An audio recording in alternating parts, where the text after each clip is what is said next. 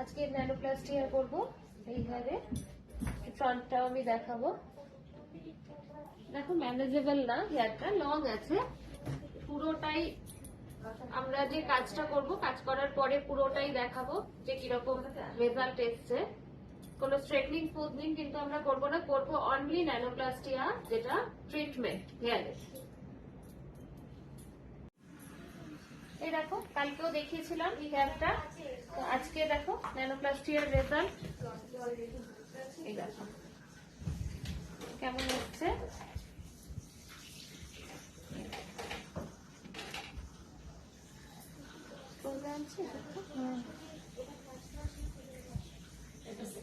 এটা কিন্তু কোনো স্ট্রেটনিং স্মুথনিং রিবন্ডিং কিছু না, ন্যানোপ্লাস্টিয়া হলো। এই দেখো একদম তলা পর্যন্ত ফুল রিপেয়ার হয়ে গেছে।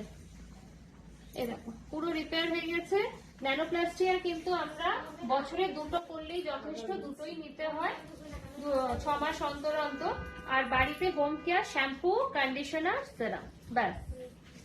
এবার ফ্রন্টে আমি দেখাবো, আর ওনাকেও আমি একবার জিজ্ঞেস করবো হেয়ারটা কিরকম ছিল, আর এখন একটু হাত দিয়ে ফিল করুক।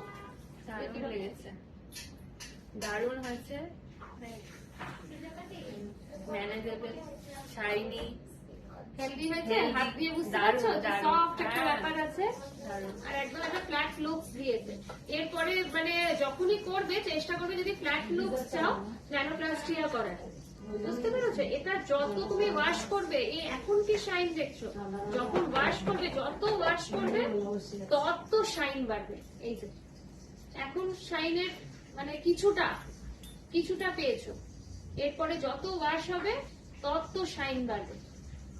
আর এরপরে যখন নেক্সট আবার 6 মাস পর যখন করবে তখন দেখবে আরো হেলদি লাগছে। মানে পরপর যখন করতে থাকবে 2-3টে, তখন দেখবে প্রচুর হেলদি হয়ে গেছে। মানে করার আগেই মনে হবে একটা ট্রিটমেন্ট করা, তার উপরে আবার করা হচ্ছে, মানে প্রচুর হেলদি। দারুণ হয়েছে, ঠিক আছে।